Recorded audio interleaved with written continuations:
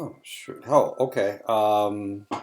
This is my recording for the week of April 14th and April 16th. I should be able to get through this with one lecture. I'm hoping. I'm only going to get through half of this chapter. We're going to talk about treatment for drugs. That's what the chapter is about. Chemical dependency is more prevalent and has a greater impact on society than mental illness, nervous system diseases, brain tumors, and physical head injuries, TBIs. Mental illness, 26% have mental disorders every year. It's 26% of the population. 16.4% of those individuals are of the individuals with mental illness. Of the individuals in the United States have anxiety disorders every year. 7.1% of the U.S. population has mood disorders every year. 1.3% have schizophrenia every year. 22 million Americans, 9.1%, abuse or are dependent on alcohol or illicit drugs. 29% of the population suffers from nicotine addiction. 2 to 6% of the population suffer from gambling addiction. Many see chemical dependency as the number one continuing physical health problem in the United States. 440,000 Americans die prematurely every year due to nicotine addiction. 53,000 Americans die from secondhand smoke. 130,000 Americans die prematurely every year from alcohol usage and its associated diseases. 35 to 40% of all hospital admissions are due to nicotine-related health problems.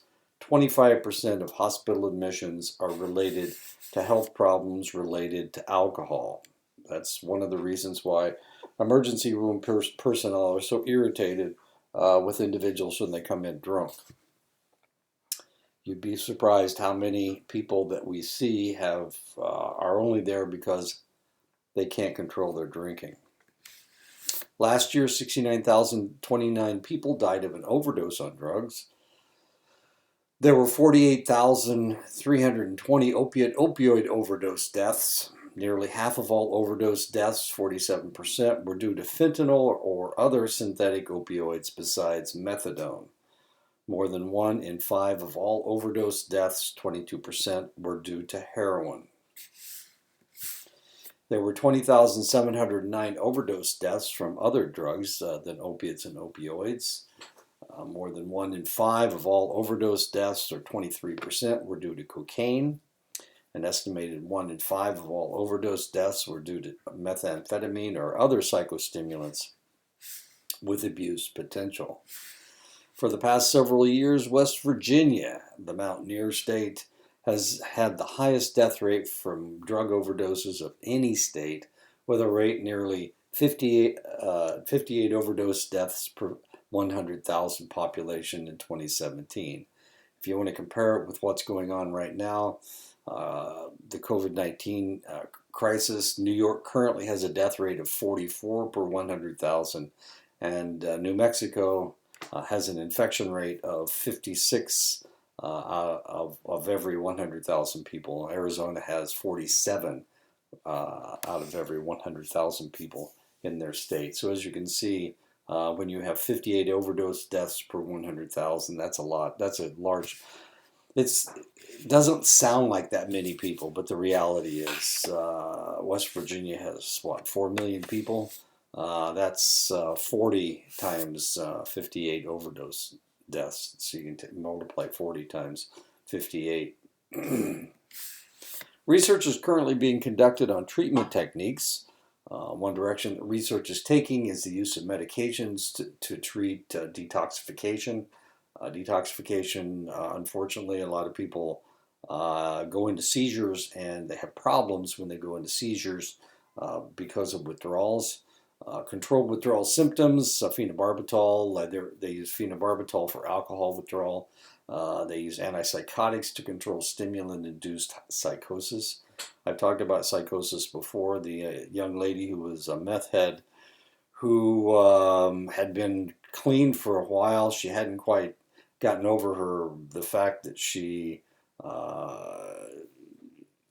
was suffering from methamphetamine withdrawals.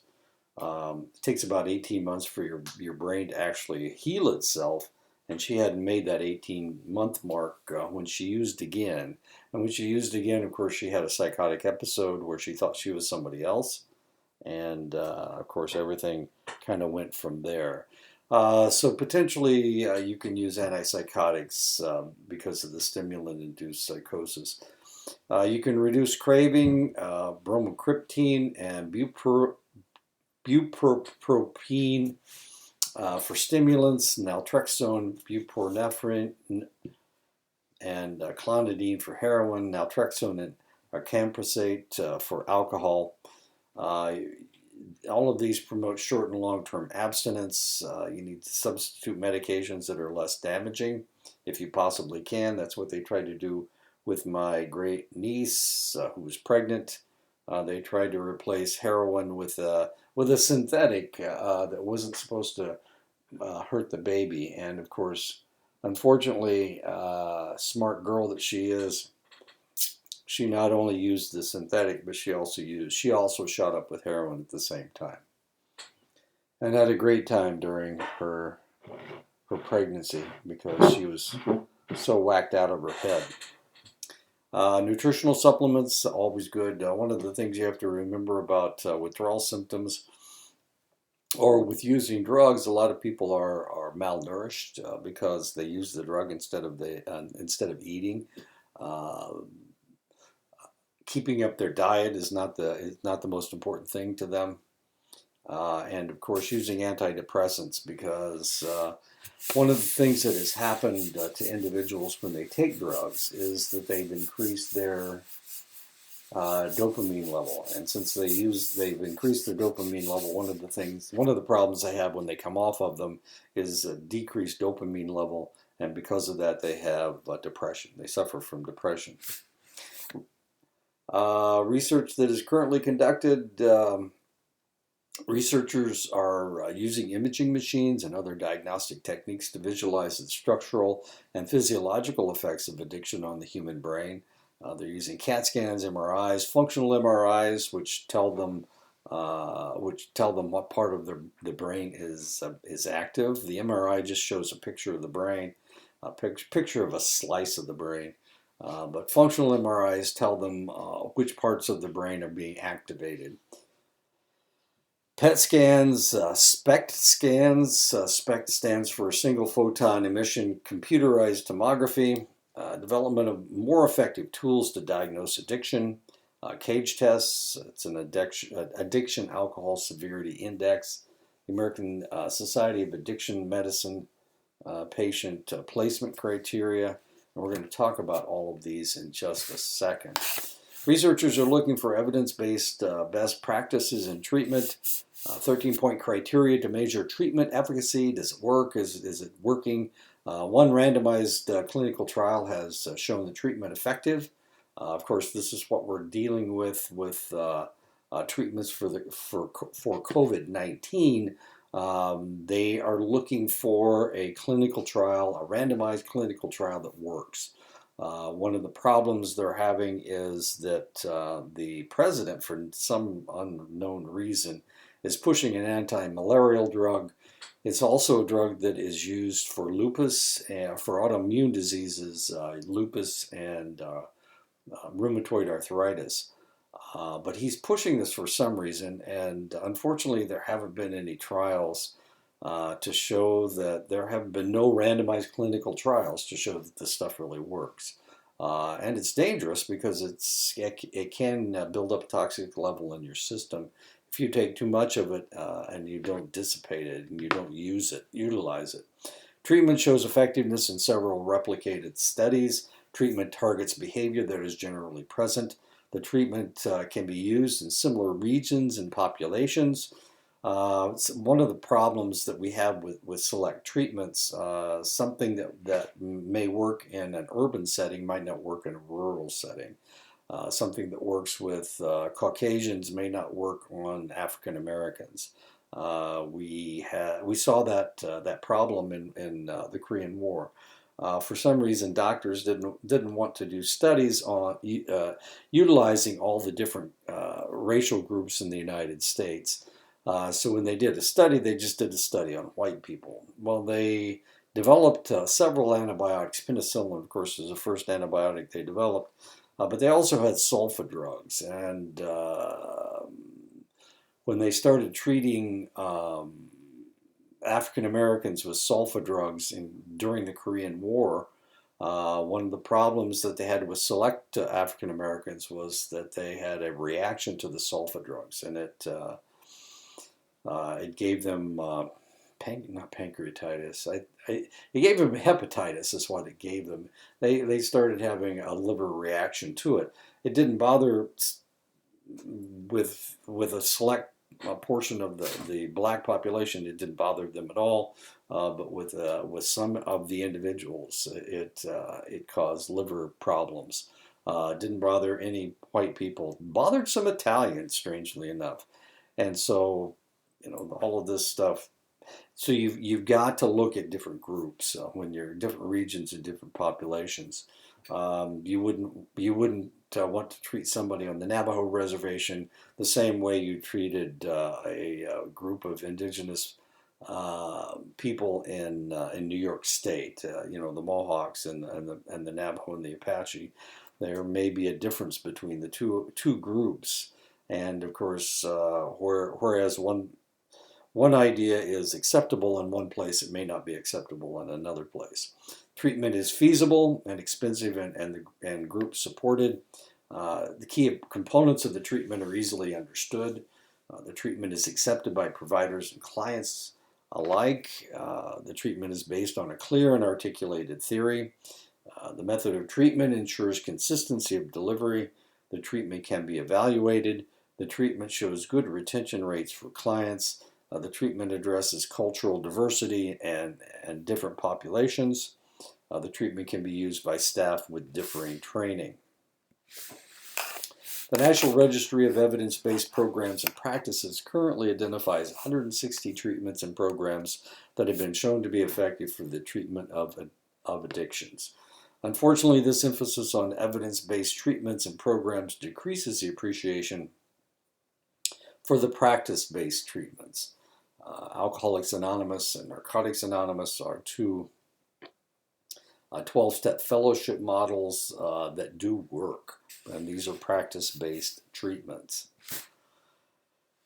Research supports coerced treatment as being just as effective as voluntary treatment.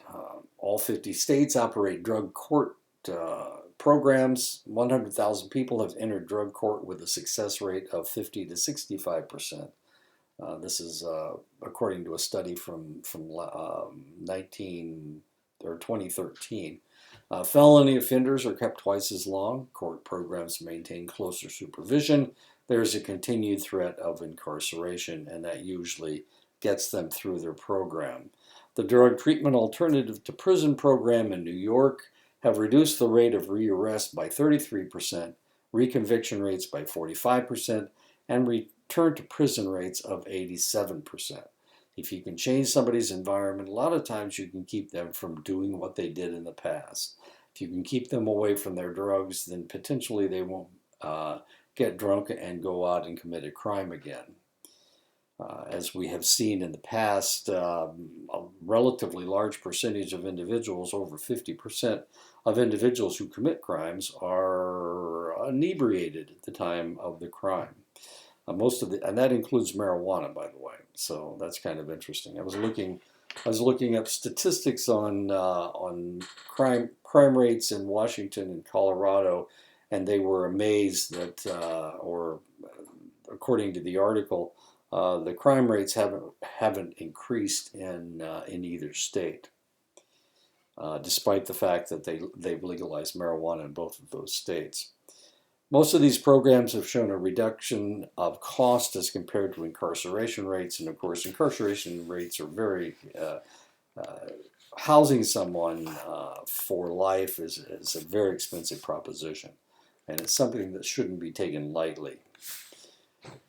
Research into the lack of resources to provide treatment that has been proven effective. On the average, states spend about 13% of their budgets to combat the effects of drugs, alcohol, and cigarette abuse. Research shows that for every treatment dollar spent, the state saves between $4 and $39 on prison costs. Lost time on the job, health problems, and extra social service costs. And of course, it's really difficult to determine a negative. And of course, that's what we're trying to do. What would happen? How much time would this individual lose if we had to put them in jail? All of these negatives. Sufficient treatment doesn't exist for those that want it. There are only so many slots and monies allocated for treatment.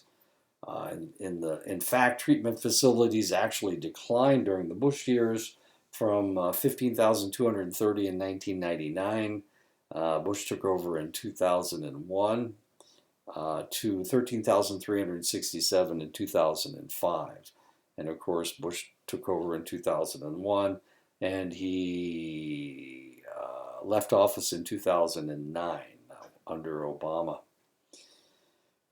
And 13,585 in 2017. Of course, 2017 was when Trump took over. So, yeah, he took over in 2017. Is that right? Or he took over in 2016? No, he took over in 2017. So when he took over, there were 13,585 treatment facilities in the United States. Research is enjoining the debate between the abstinence-oriented recovery philosophy and the harm reduction philosophy. This is an ongoing debate. It's not a very fractious debate. There's not a lot of contention going on. But the reality is that we have some people that are saying, hey, look, if you stop drinking, that doesn't mean that you can never have a drink for the rest of your life. That's the harm reduction philosophy. The other philosophy is the only way to stop forever is to stop forever, is never drinking again. Because if you drink again, then you may potentially relapse. And of course, as we're going to say in just a second, relapse is not that uncommon. Research in the 1990s found that 95% of the recovered addicts who did not practice the complete abstinence philosophy went into full relapse. In other words, 95% of the people who stopped for a select portion of time, once they took a drink or once they shot up with heroin, they couldn't do it again, or they had a full relapse. In other words, they went back to their old ways again. But many of the people in the addiction treatment field can see harm reduction as a more realistic alternative. It's a lot easier to talk people into seeking treatment. The reason they were doing it is for the positive feelings they were getting from it. Usually it's alcohol that we're talking about. It's not like you can shoot up with heroin, once every 3 years, and that's going to be okay. I mean, heroin's still illegal.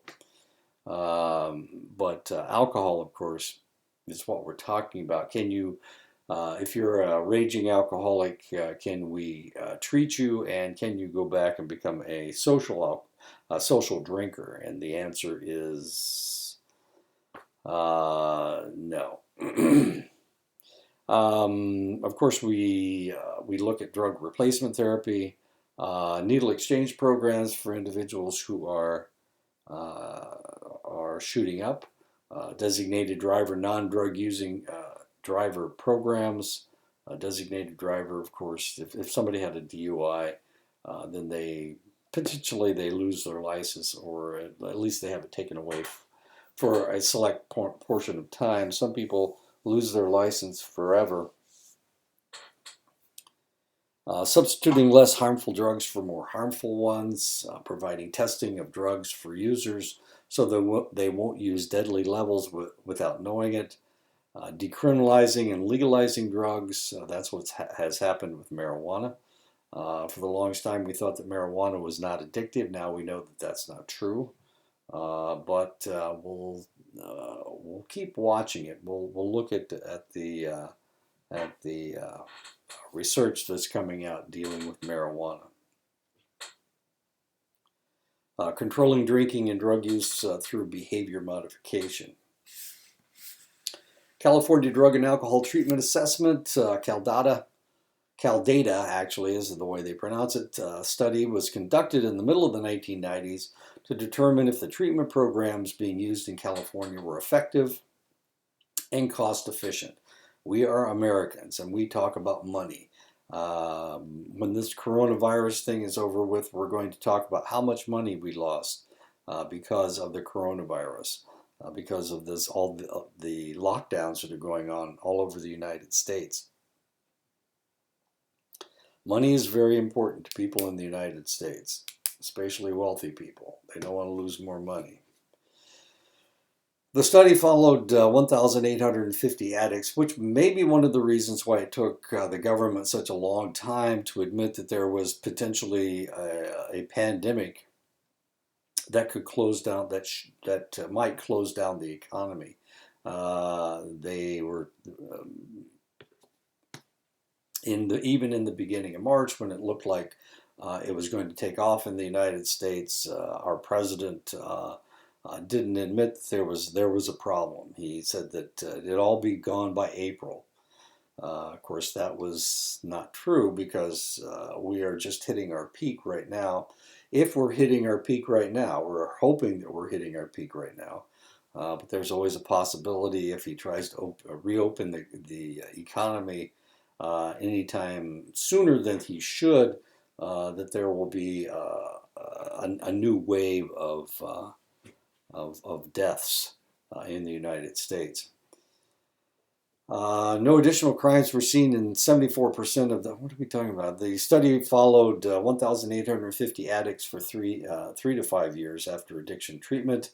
No additional crimes were seen in 74% of the addicts followed. Complete abstinence was practiced in just under 50%. The savings for the state was between $3 and $6, depending on the treatment used. And there you go. We're going to talk about money again. Other results from CalData, treatment was the most effective when the patients could be treated for at least 6 to 8 months consecutively. The shorter the time in treatment, the poorer the outcome. Group therapy worked better than individual therapy. The type of psychoactive substance used made a difference. When alcohol was the primary drug, treatment was twice as effective as that for heroin.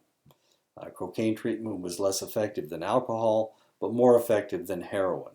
Treatment outcomes were better if it was sensitive to cultural norms. One of the things that we know about heroin withdrawals or opiate withdrawals and alcohol withdrawals is that heroin or opioid withdrawals are not as severe as alcohol withdrawals. Now, what does that mean? That means you can die from trying to, if you're an alcoholic, you can die from treatment. That one young lady died. I'm trying to think of her name. She was Robin on that 70s show. She died from going off of alcohol, from withdrawals.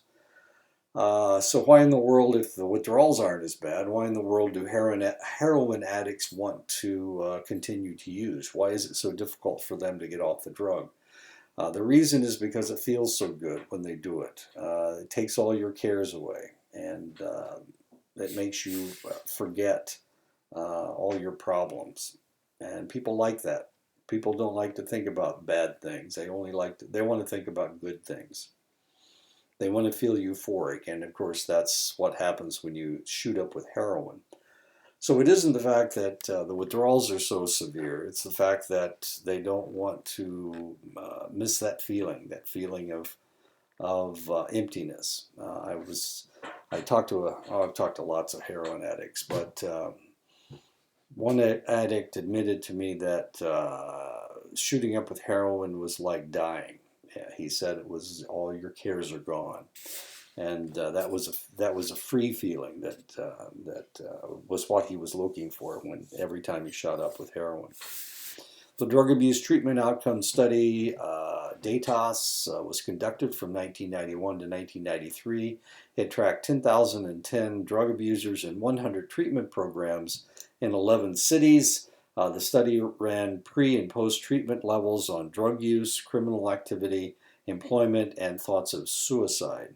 Treatment programs included outpatient methadone programs, long-term several-month residential programs, short-term up to 30 days inpatient programs, outpatient drug-free programs.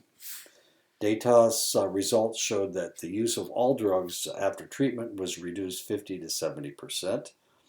The 2 residential programs seemed to have the greatest effect. The more severe the patient's problems, type and level of drug use, the lower the retention rate. Most of these patients claimed that they didn't get the level of care that they needed, but they were on some pretty heavy drugs, and so you can take all that with a grain of salt. The study also found a trend toward a reduction of services offered, and of course that has to do, this was in the 90s, wasn't it? This is, this is when we had a real serious drug problem in the 80s and 90s. In the 80s, cocaine was very popular. For the longest time, people said that cocaine wasn't addictive, and of course, we found out later that it sure is. It just clears your system really fast. So we had a really serious problem in the late 80s and early 90s with drugs, and that is when all of this was done. And of course, we were trying to save money at the time. This is right after, in the 90s, was right after Bill Clinton was elected president of the United States, and he tried to push a national health care bill. As a matter of fact, he put Hillary in charge of it, and that's one of the reasons why a lot of people hated Hillary, because she tried to socialize medicine in the United States. Anyway, so what was happening with reduction of services? They were trying to save money. The Republicans took over Congress, and they wanted to balance the budget. They were screaming that they needed to balance the budget. Eventually they did. The budget was balanced anyway. Most of it had to do with dot-coms, because the internet hit in 1993. It became something that we were looking at in the 1990s, the internet. So before that, people didn't have personalized computers. They didn't have laptops. Anyway, okay, so we were trying to save money. The Congress was trying to save money so that they could balance the budget. Balancing the budget was more important than people's lives, as odd and strange as that may seem at this point. But that's the way it was in the early 1990s. Treatment episode data sets, TEDS, from the Drug and Alcohol Services Information System is funded by SAMHSA and collects data on patients from all 50 states, the District of Columbia, and Puerto Rico. Part of this research is the National Survey of Substance Abuse Treatment Services, which looks at the treatment facilities. Treatment Research Institute at the University of Pennsylvania wrote a study in 2005 that did a meta-analysis of more than 1,000 addiction treatment studies over 2 decades. The study determined that the savings range from 33 cents to $39. Savings came from decreased crime, post-treatment reduction of healthcare costs. Remember, 25% of all hospitalizations have to do with drugs and alcohol and tobacco. There are 2,193,798 Americans in federal, state, and local prisons. 11% of these prisoners are women. There are 5 million Americans on probation or parole. 57% of the federal inmates and 20% of state inmates are serving sentences for drug offenses. 11.5% were arrested for drug abuse violation, 1.6 million arrests. 1.2 million of these were for possession. 40 to 65% of those in prison committed crimes under the influence of alcohol or drugs. 24% of the people on probation were arrested for drug law violation, and 17% were driving while intoxicated. The average time served was increased from 22 to 27 months. One of the other things that I read when I was looking for crime statistics from Colorado and Washington, one of the other crime statistics was that the assumption was that crime would be decreased because if marijuana was legalized, then all of those drug crimes would go away. And the drug crimes, as you just saw in these statistics, was pretty high. But strangely, those crimes are evened out by other crimes that are being committed. So the crime rate in Washington and Colorado have not been reduced at all. So I guess it's two ways of looking at things. I was thinking that because people who smoke pot aren't very good workers, that these people would get fired and then they'd wander around trying to get money for their drugs. I assumed that the crimes would increase, but it didn't increase in either place. But it wasn't reduced either, since the old crimes of possession, they weren't being arrested for possession anymore. As you can see, 1.2 million these individuals were arrested for possession. That's not in Colorado and Washington alone, that's in all 50 states. Despite the high percentage of inmates incarcerated for drug-related problems, there are only slots for about 10% of those with serious problems. Even though 94% of the federal prisons have treatment programs, even though 56% of the state prisons have treatment programs, even though 33% of the jails provide some on-site substance abuse treatment for their inmates. Fewer than 17% of incarcerated offenders with drug problems have received treatment while in prison. 17%, despite the fact that there are all these drug treatment programs in federal prison, state prison, and local prisons. No single treatment is appropriate for all individuals. Selecting the right treatment for individual situation is key in success of the program. Treatment must be available when it is needed. Effective treatment attends to all of the individual's needs, not just their drug use. And of course, this is a problem. If you've got somebody with a mental illness and you have somebody with a drug problem, which do you treat first, the mental illness or the drug problem? And the answer is you treat their drug problem first before you treat anything else. It may be that their mental health problem is being treated as they're using the alcohol or the drugs to treat their problem. It's self-medication. So the first thing you have to do is you have to take care of their drug problem before you can deal with their depression, their anxiety, what other problems they have. You need to get them to stop. If you try to treat their mental illness without getting rid of their drug problem first, then you'll never fix them. You'll never be able to get them. You'll never be able to treat their mental illness because they're using their drugs and alcohol as a way of supporting their mental illness. And their mental illness is tied in with their drug problem. So treat their drug problem first. The treatment plan must be assessed continually. The individual must remain in treatment for an adequate amount of time for effectiveness. Individual and group counseling as well as behavioral therapies are critical to effective treatment. Medications are an important component of treatment for many patients. Addicted and mentally ill individuals must have both disorders treated in an integrated way. Detoxification is the first stage in addiction treatment. Of itself, detoxification will not change long-term drug use just because you detoxify them. This was an interesting situation that we had when I first entered the service. We had two individuals. I think I've told you the story. It was a boyfriend and girlfriend. They were drinking a case of beer a night, and the idea was that if we detoxified them, if we dried them out, then everything would go back to normal. And of course, it didn't. It didn't work that way. With her, she wasn't really an alcoholic, even though she drank a lot of beer.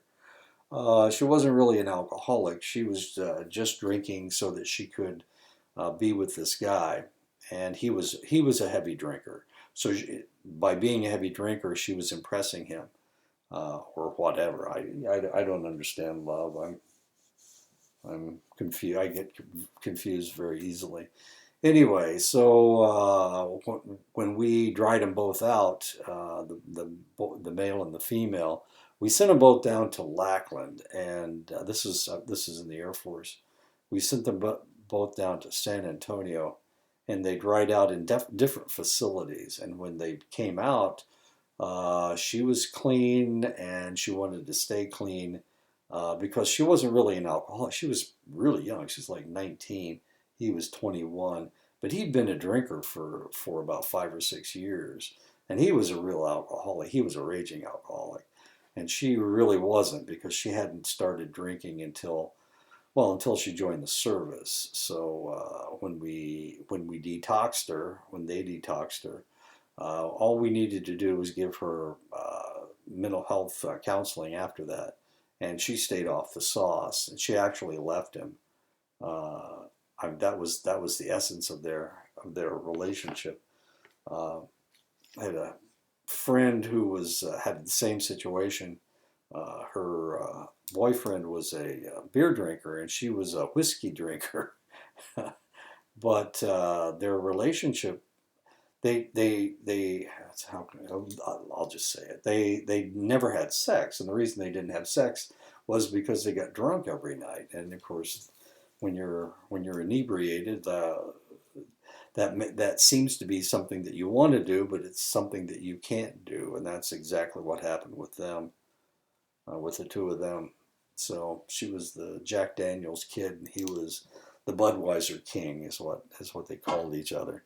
And their relationship was based on drinking, and it wasn't based on sex, as weird as that may sound. Two people living together, and they don't. That's not the important aspect. I guess maybe it's just me that doesn't understand these things. Treatment need not be voluntary to be effective.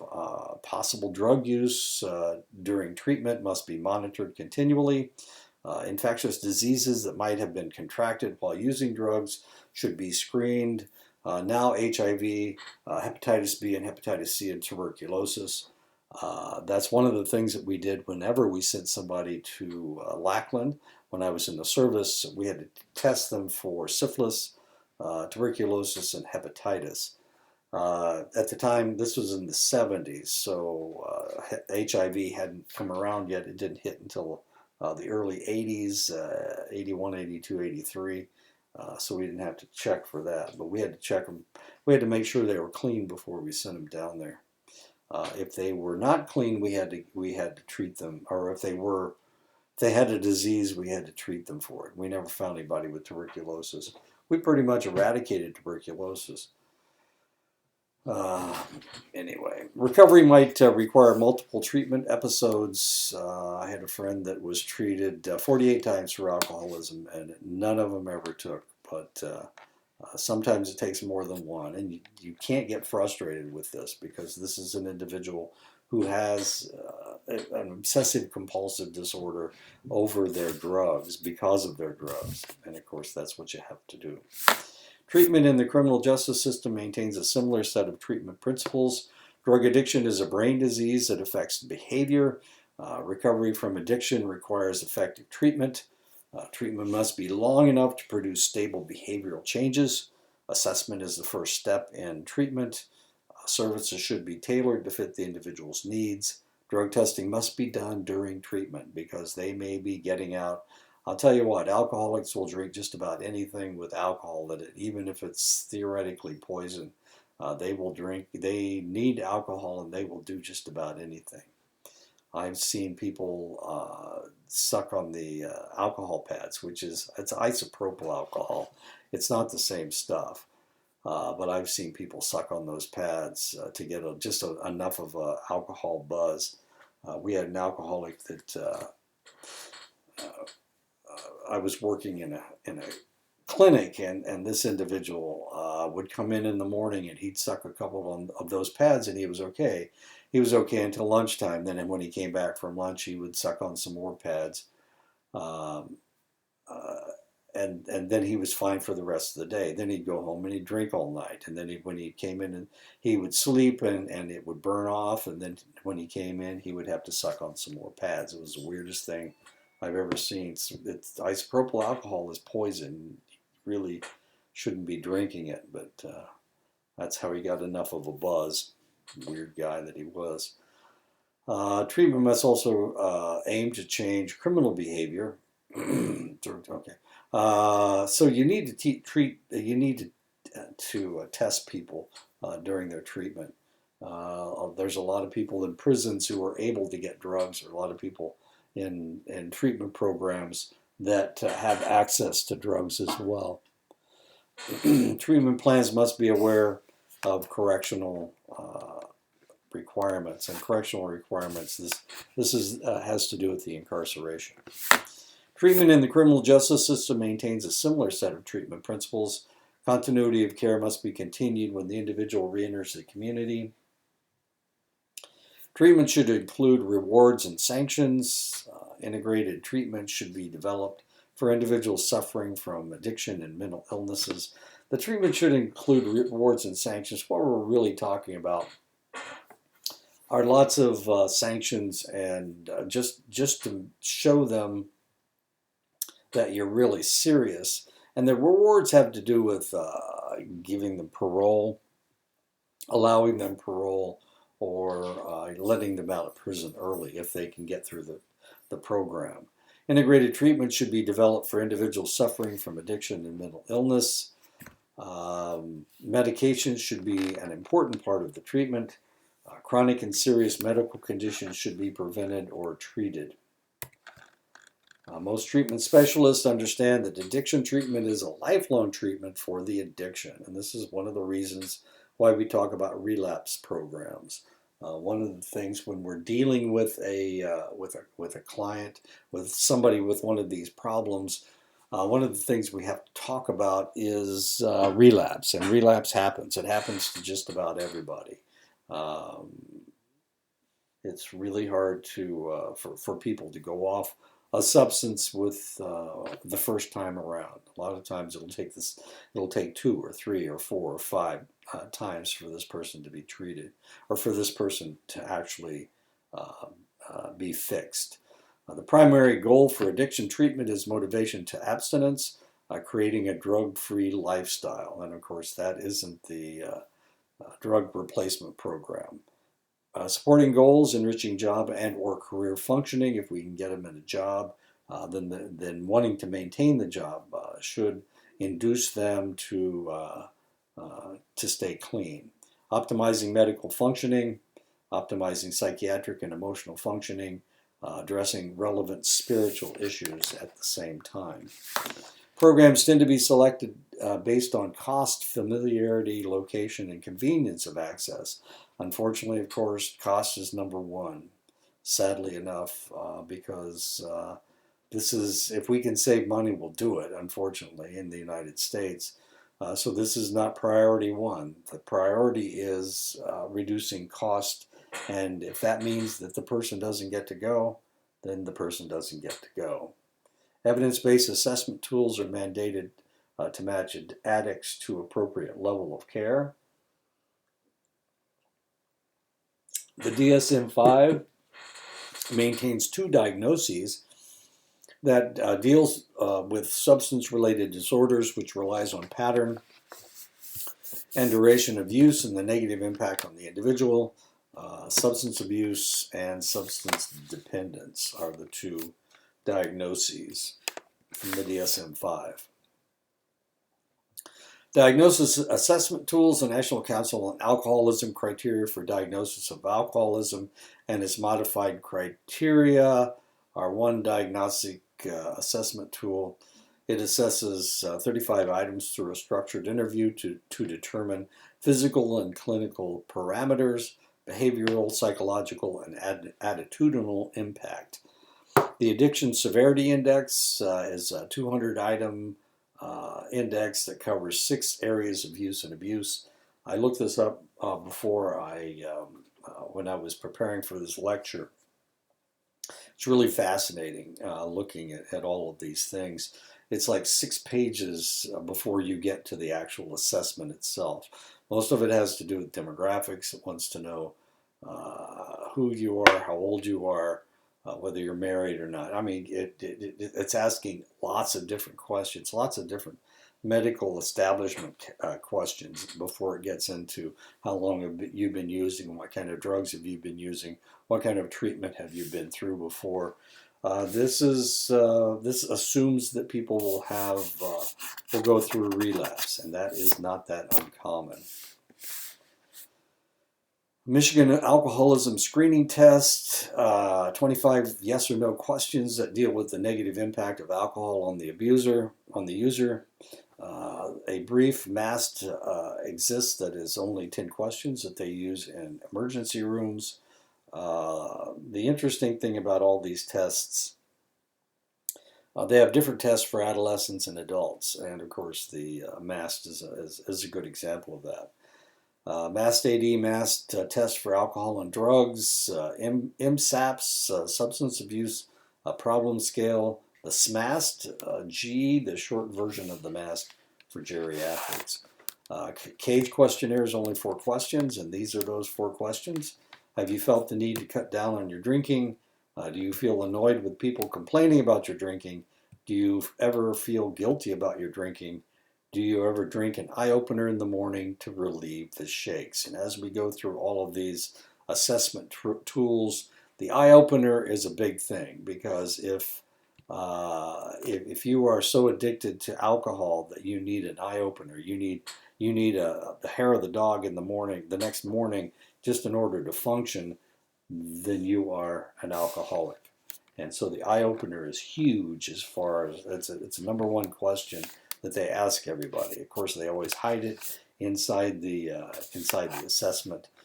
They don't hide it. They put it in the middle of the assessment. That you don't want them to you don't want to hit them with the hard question right off the bat. So you kind of lead into the eye-opener question. The audit is a 10-item screen that covers frequency. How often do you drink? How much do you drink? When you drink, incidence of how often are you drinking 6 or more drinks at a sitting? Can you stop whenever you want to?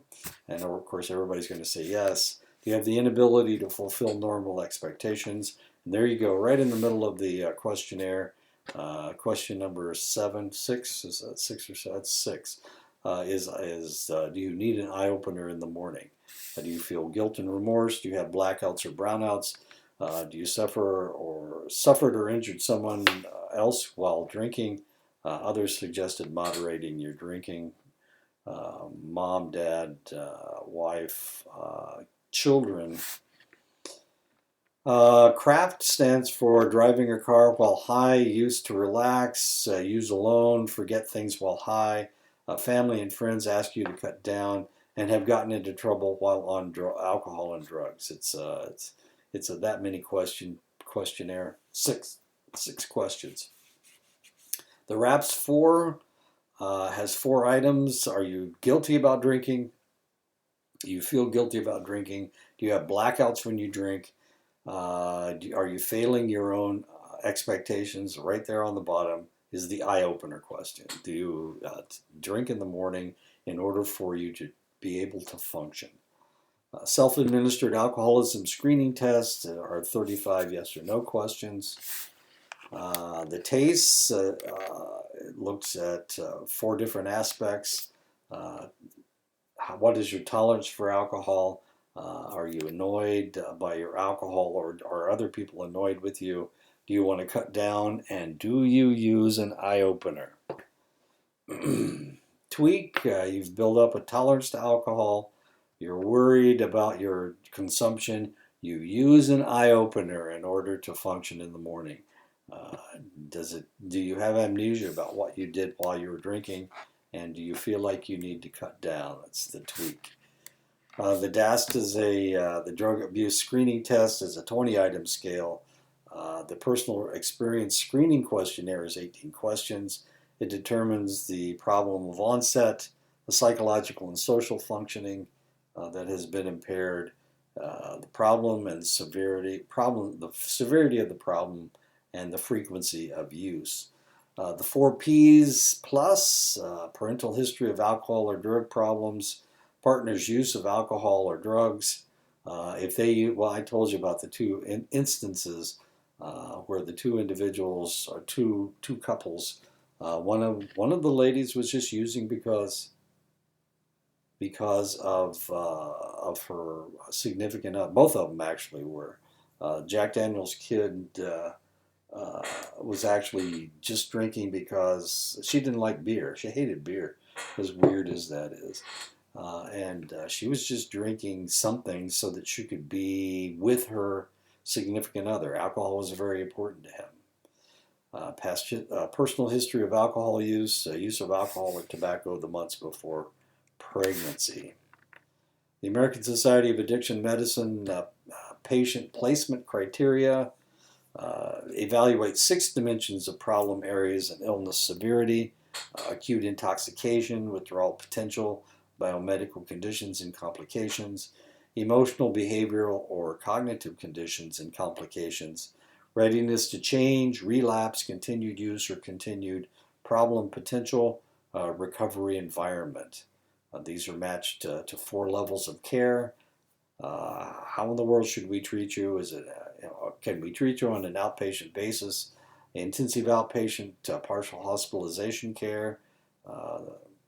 The residential inpatient treatment, that's the most severe. Actually, the most severe is medically managed intensive inpatient treatment. And this individual would be medicated and he would be kept in a locked facility. Residential inpatient treatment, potentially they can come and go as they will, but the medically managed intensive inpatient treatment is a locked facility that they can't get out of.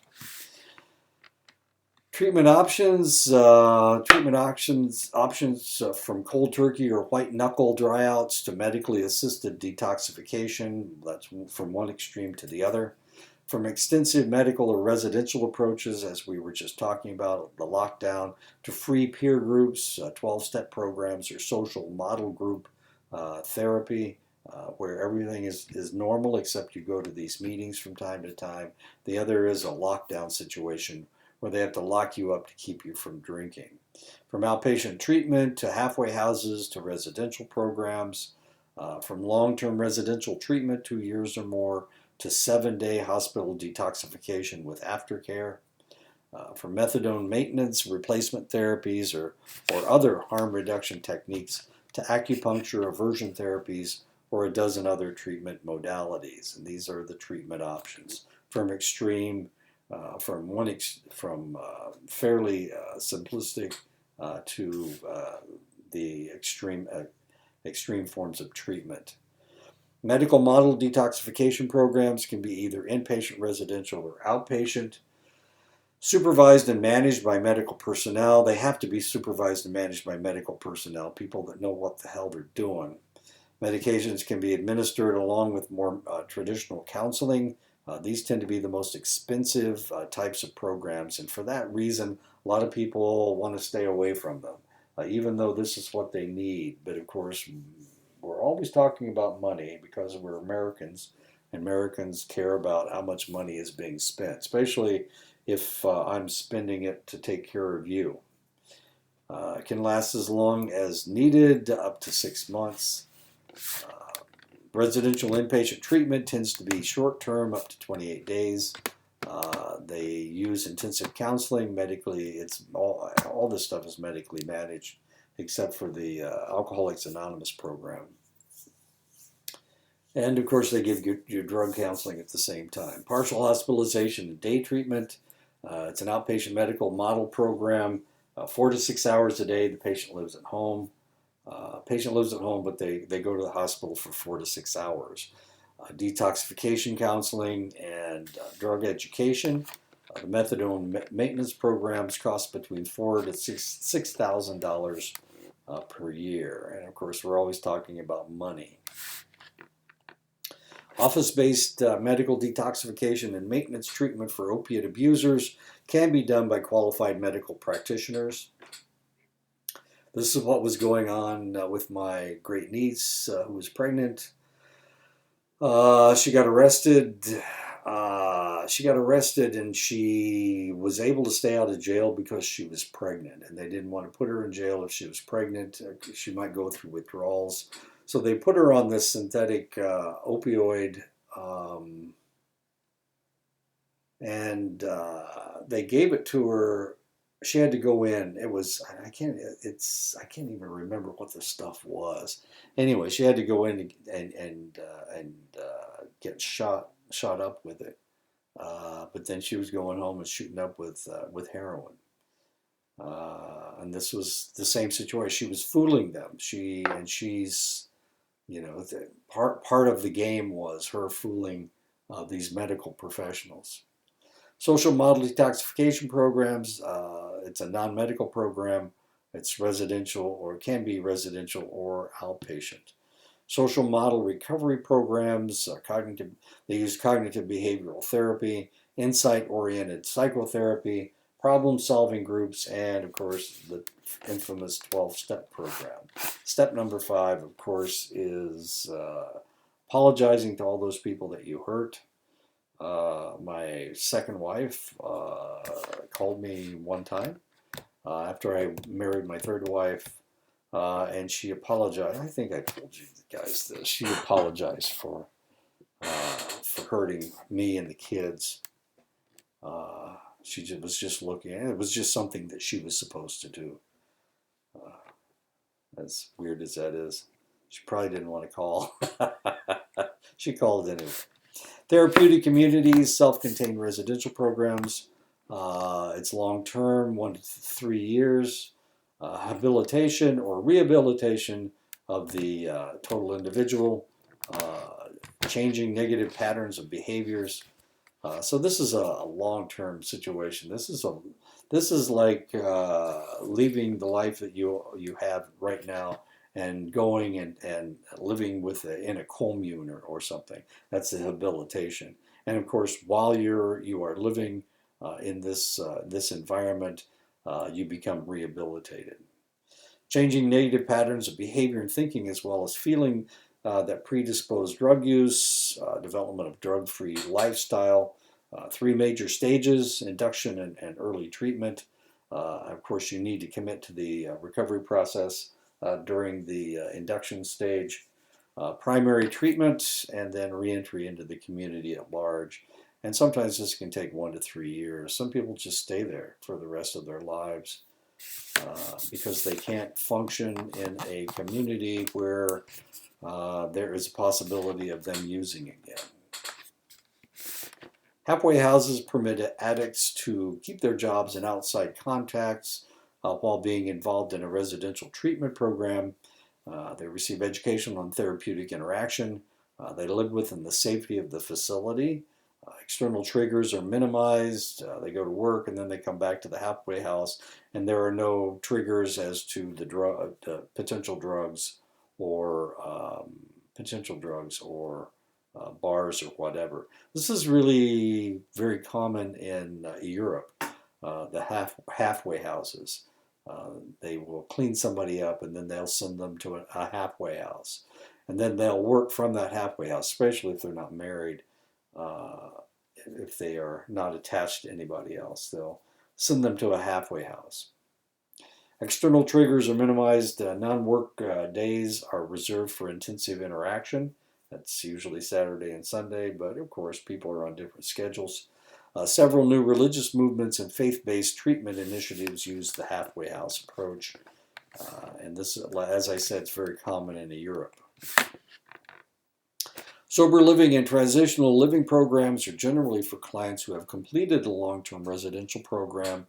They may live in apartments or cooperatives for groups of recovering addicts. Minimal to moderate treatment structure. It provides a structured environment to help the addict re-enter the broader society from the structured support. It's a harm reduction program. They use replacement therapy, controlled drinking, partial detox clinics, and sobering stations where these individuals can come in and after they've been drinking, where they can sober up. A safe place where they can sober up. Recognition and acceptance. So at the beginning of treatment, a recognition of acceptance of one's addiction may come in two ways. It can come through the individual self-diagnosing, usually after the addict has hit bottom, and of course the intervention. We're going to talk about interventions in just a second. Addicts and alcoholics rarely accept the diagnosis of their addiction from others. Coerced treatment via the criminal justice sanctions can actually help addicts realize that they have hit bottom when they have been told by a judge or a jury of their peers that they have a problem. And a lot of times that is enough to shake them up. They've been dodging their relatives forever, ever since they started. They have been poo-pooing all of these other individuals that have been telling them that they've had a problem. But when the criminal justice system tells you got a problem, I guess they can do something about it. Your spouse can't put you in jail, but the judge certainly can. Hitting bottom. Addiction is a progressive illness that leads to severe life impairment and dysfunction when left to proceed without disruption. So why in the world did these people, they lose their families, they've lost their job, they're beggars on the street, and still they don't realize that or at least they claim that they don't have a problem. So how in the world can they do all of these things and still assume that there's not a problem? Well, the answer is rationalization. They are rationalizing that this is okay, that this is just a slight downturn. It's like a gambler who is on a losing streak. It's going to turn the next time he bets, it's going to turn around. And of course, he just keeps losing and losing and losing. And at what point does he realize that he has a gambling problem? And the answer is when he doesn't have enough money and he's lost all of his friends, when there's no way in the world he can possibly pay off his debts. Well, it's the same way with alcoholics. I've known alcoholics that died as an alcoholic, despite the fact that over and over and over again, they were told that they were alcoholics, and they would not admit that they were alcoholics. They married somebody and they lost their spouse or their family, and it just happened over and over and over again. They would find enablers that told them it was okay. So hitting bottom is at a different point with different people. Everyone has a different sense of what hitting bottom is, as I just said. The individual does not have to hit bottom to accept that they have a chemical dependency problem and participate in treatment. Denial. Overcoming denial is the essential first step in all treatment. Denial is a refusal to acknowledge the negative impact that the drug use is having on the individual's life. I can stop whenever I want. That is what they always say. And the answer is no, you can't. But how can you prove that to them? By making them stop? Sure, they stop for a couple of weeks. We see this in people that smoke all the time. I can stop anytime I want. I'm not addicted to tobacco. And they'll stop for a couple of weeks. And then they'll start up again. See, there's no problem with it. I can stop anytime I want. An alcoholic will play the same game. They'll stop for a relatively short period of time, for a couple of weeks, or maybe a month, or maybe even a year, and then they go back to it. They're in denial that this is a problem. It is not uncommon for the medical profession to deny or overlook a patient's addiction.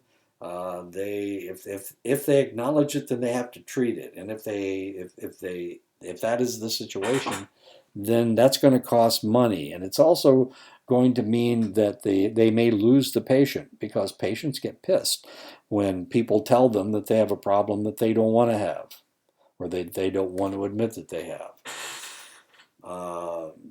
My niece had a really serious problem. Her mother raised her to be the most brilliant person in the whole wide world. Well, she was really a smart kid. Her problem was that she had no follow-through, and she didn't have the ability to follow through. So when she went to a mental health, when she went into the mental health clinic, they told her that she had a problem, and they called it bipolar disorder, or they called it borderline personality disorder. And they said, your problem seems to you, every time you come in and talk to us, you complain about your mother. I think we need to talk to your mother. Well, their mother refused to go into the clinic. As a matter of fact, the mother made the daughter change clinics because of the fact that they claimed that she was the problem, and she didn't want to be the problem, so she made her daughter change clinics, and that clinic didn't make the daughter bring the mother in.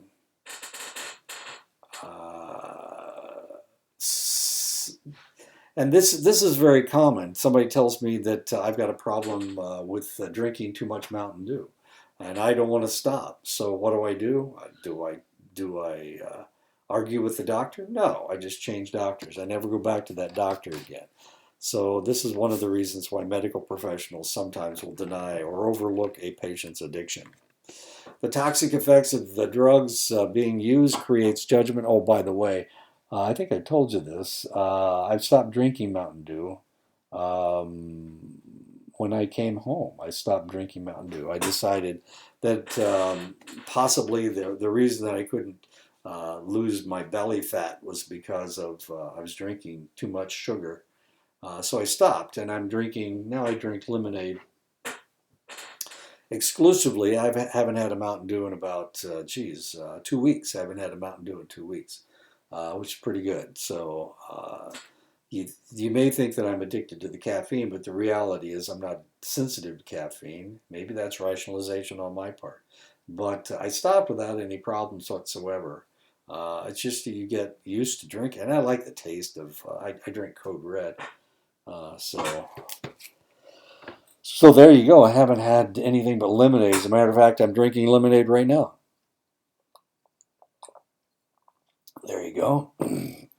A good swaller of lemonade. I make it with carbonated water. So it's almost like lemon soda. But there are no lemon sodas out there. So addiction is the only, what are we talking about? The toxic effects of drugs being used creates judgment and memory problems, making the addict the last person to recognize and accept their addiction.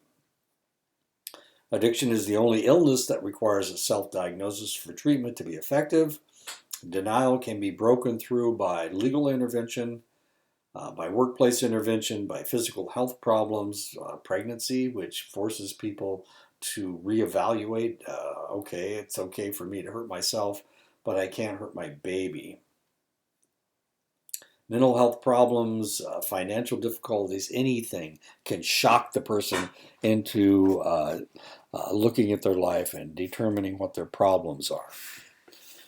Referrals in the United States, 33.6% of all the referrals in the United States are self-referrals. 36.1% are criminal justice referrals. 10.2% are substance abuse providers. 7% are healthcare providers. 1.1% are the school. Wherever you go, it's probably not that uncommon for high school students to have a problem, and they are referred by their counselor. Their employer, 0.7%, and other community referral is 11.2%. Strategies have been developed to attack the denial and drug abusers and addicted people. So you have what they refer to as an intervention. A group of you get together, and this is how you do it. An intervention should always start and end with an expression of love and genuine concern. Normally an intervention is done by the loved ones of the individual who has a problem. Wife or spouse, mother, father, grandmother, grandfather, aunt, uncle, all of these people need to get together, and one of the things they need to do is make sure that they explain to the individual that they love them and they want to help them. They start with that and they have to end with that, because the individual has to make a decision at that point as to whether they're going to seek treatment, and because they're hurting other individuals, they need to stop. There needs to be a facilitator. This needs to be a professional. The intervention should be organized by a professional intervention specialist or a knowledgeable chemical dependency treatment professional. Those of you who are fans of the Big Bang Theory, of course, they had an intervention for Sheldon because Sheldon was driving everybody crazy.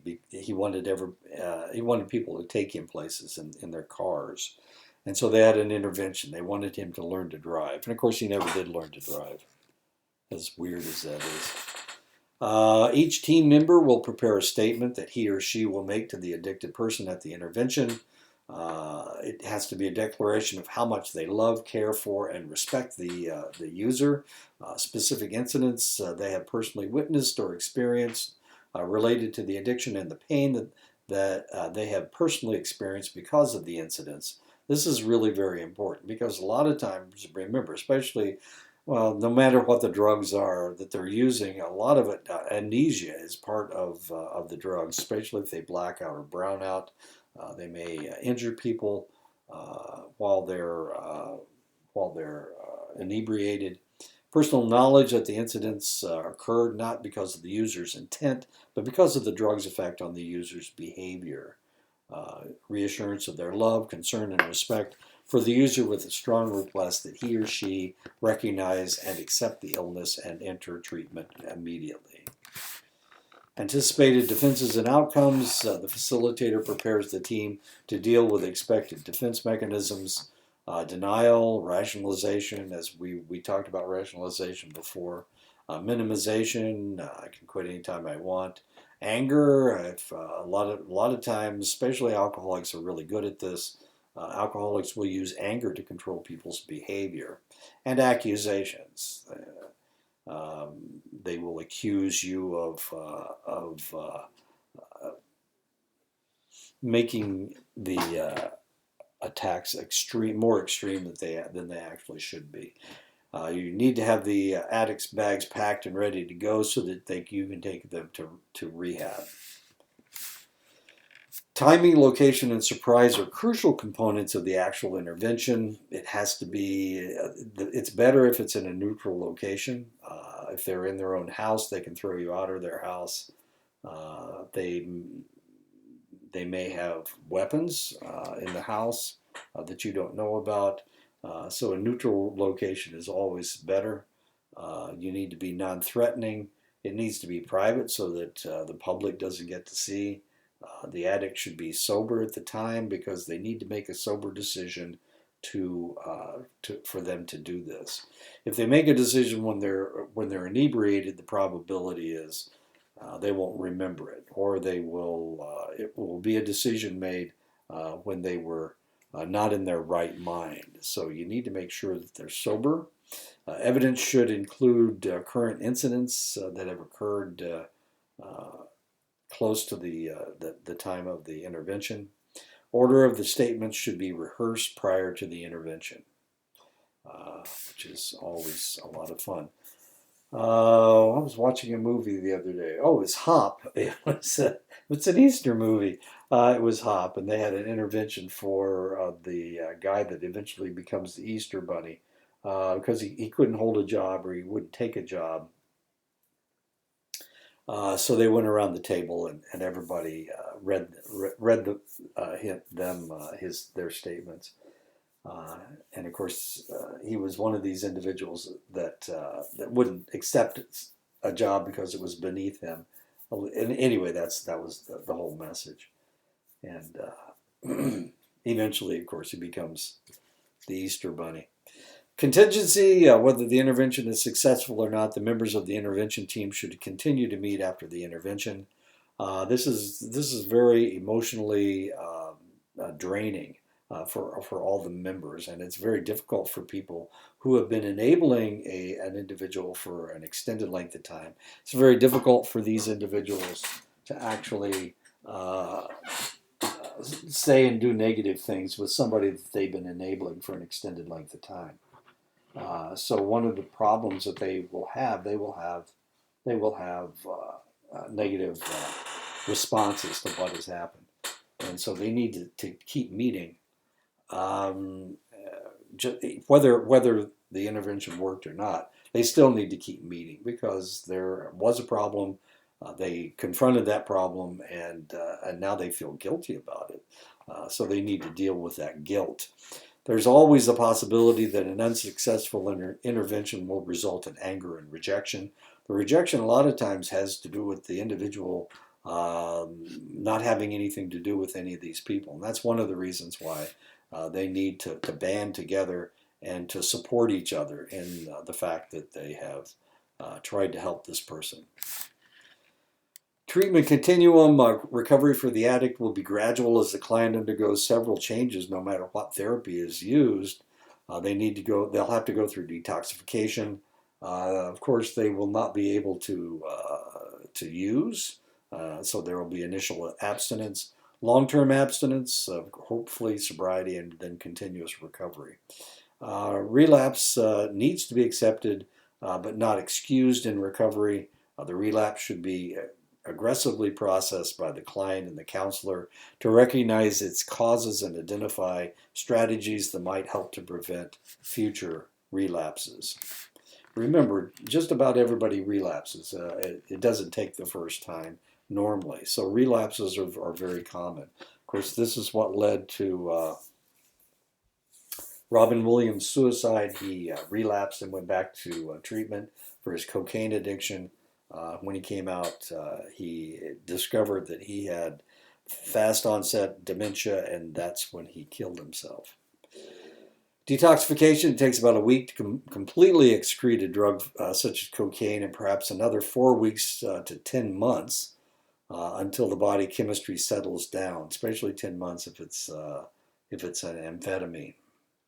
The initial detoxification often includes a process called white knuckling, where the abuser stops taking the drug on their own and has to suffer through physical and mental withdrawal symptoms. The need of medical detoxification will be based on the severity of the addiction. There are medications that help with the detoxification. Clonidine dampens withdrawal symptoms of opioids, alcohol, and nicotine. Phenobarbital prevents withdrawal, seizures, and other symptoms of alcohol and sedative hypnotic dependence. Methadone is a long-acting opioid used in opioid detoxification. Buprenorphine is used for short-term opioid detoxification, and naltrexone blocks the effects of opioids. Psychiatric medications that you can take, antipsychotics if they're having a psychotic episode, you can give them haloperidol. Antidepressants, you can give them tricyclics or SSRIs. The tricyclics, dicipramine and imipramine. The SSRIs, Prozac and Zoloft. They've been used in initial detoxification of cocaine, amphetamine, and any other stimulant addictions, any of the psychiatric medications. Parladel and amantadine and L-Dopa are used to treat the craving of cocaine and other stimulants. Acamprosate decreases alcohol cravings. Chantix and Zyban lessens the cravings for nicotine. Nicotine patches, Nicoderm and Prostep lessens the withdrawal symptoms of nicotine as well. Nicorette can lessen the cravings. Antabuse prevents relapse by reacting to alcohol with nausea and vomiting. Amino acids lessen craving and withdrawal. Since addiction involves voluntary and involuntary activity in the brain, detoxification alone will not lead to a successful treatment. The addict must also go through intensive counseling to change the way they think and feel about the addictive substance. The aim of counseling treatment is to break down residual denial. Treatment teaches the addict about the disease concept of addiction. Once the addict has been detoxified, the body's chemistry must be allowed to regain balance. The addict will go through endogenous cravings, brought about by the depletion of brain neurotransmitters brought about by the drug. Remember, we were talking about neurons. You have a upregulation and a downregulation. When you first use a drug, you get a downregulation of the receptor sites. This continues if they continue to use the drug. So they will have fewer receptor sites. Now that they're not using anymore, they will have an upregulation, and the reason they have an upregulation is because the body is used to having this much of the drug in its system, and now there is an upregulation trying to find as much of this substance as it possibly can in order to feel negative or to feel normal. They have they've really thrown their bodies off balance, and now, of course, to feel normal, they have to have the drug in order to feel normal. So, in order to detoxify, that whole abstinence of being away from the drug has to rebalance itself. The addict will also go through post-acute withdrawal symptoms, emotional and physical symptoms that appear after major withdrawal symptoms have subsided. It may persist for 6 to 18 months, but have been known to last for up to 10 years. This is known as PAUSE, the post-acute withdrawal symptoms. PAUSE is a major contributor to relapse because they still feel it. PAUSE is the result of a combination of brain neuron damage caused by the drug use and psychological stress of living drug and alcohol-free after many years of drug-using lifestyle. It causes sleep disturbances, memory problems, inability to think clearly, anxiety and hypersensitivity to stress, inappropriate emotional reactions and mood swings, physical coordination difficulties. When I worked on the reservation up in Montana, they referred to these as dry drunks. I had a friend who had been an alcoholic and had been clean and sober for 17 years. And he still went through these inappropriate emotional reactions and mood swings from time to time. It was kind of difficult to deal with at that time, but it was better than evidently it was. I never knew him when he was an alcoholic. But he used to refer to them as dry drunks. And he would get them from time to time. And whenever he went through them, he would have to leave. He was actually living with a family, a family friend, and he would have to leave the house and go someplace else because he didn't want to damage his relationship with that family. Environmental triggers often precipitate drug cravings. Interpersonal factors, internal influences, such as negative emotions and physical states that can be controlled by psychoactive substance usage. Interpersonal factors, external influences, relationship conflicts, social pressures, lack of support systems, negative life events, slippery people, places, and things. One of the problems that alcoholics have, one of the things that they do when they're in relationships, is they try to manipulate their relationships so that they can continue drinking. A lot of times this has to do with conflicts, creating a conflict so that they have an excuse to go out and drink, reacting really negatively to social pressures because that becomes an excuse for getting drunk. Alienating their support systems so that they don't have support systems gives them another excuse to drink. Negative life events just keep happening to them. Negative things just keep happening to them. They create these negative events so that they keep happening to them, so that they have an excuse. And of course, they hang around. Or when this happens, they go to the bar. Now they're around all these other individuals that are doing exactly the same thing. These are the slippery people that I was talking about. Maybe they end up in bed with somebody that they didn't mean to sleep with. These are the slippery people, places, and things. Usually has to do with illicit situations. Relapse prevention is part of every treatment program. Addicts learn to recognize their personal triggers, drug odors, especially alcohol, seeing friends. And this is the problem with working in a medical facility. If you work in a medical facility with an alcoholic, they'll try to hang around where there's alcohol. It's not the same kind of alcohol, but it has a similar odor to it. Isopropyl alcohol and ethanol.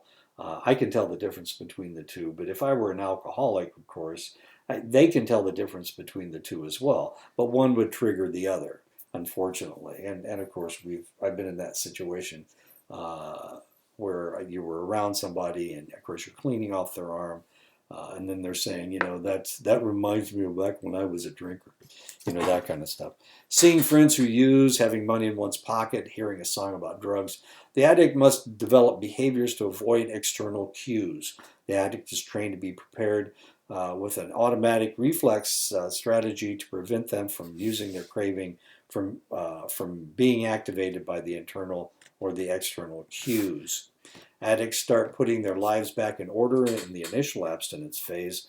Addicts need to build a support system that will give them continuing advice, help, and information. Long-term abstinence can only be maintained by most addicts with continued participation in group, family, and 12-step programs. The addict must accept the fact that addiction is chronic, progressive, incurable, and potentially fatal. Relapse is always a possibility, no matter what type of program you're on, no matter how long you've been clean and sober. There's always a possibility. I had a friend who stopped drinking, and he lived the rest of his life without drinking. He said every morning he got up and he would have to tell himself, "I'm not going to drink today," and he was clean and sober for 37 years. Compulsive drug users often switch intoxicants only to find the symptoms resurfacing through another addictive agent. Experts suggest that the addicts stay away from all compulsive behaviors. Recovery can only be achieved by restructuring their lives and find things that they enjoy doing and gives them satisfaction and natural highs instead of artificial highs they have experienced through drugs. Offering the addict a substitute dependency, such as exercise, is a good way to do it. Remind the addict that one episode of drug use can lead to relapse. Repairing the social, and this is alcohol too. The whole idea that you can become a social drinker after you've been an alcoholic is a myth. Repairing the social and psychological damage that has been done and restore self-esteem. Individuals have the capability to produce the same feelings and sensations naturally that they get from drugs. Athletic competition releases the same neurotransmitters experienced with cocaine and methamphetamines. Runner's high activates the same receptor sites as opiates. Traveling or experiencing new environments activates the same novelty centers in the brain that are stimulated by marijuana. Indicators for a successful treatment includes duration of continuous sobriety, ability to stay in treatment, completion of a treatment plan, family functioning, social and environmental adjustments, vocational or educational functioning, personal finance management, and criminal activity, or staying away from it. Okay, and that is the end of the lecture for today. That's the end of the lecture for the week. So we are done. I will see you guys next week. I'll talk to you next week. Have a good week and stay safe, stay home, and have a happy Easter.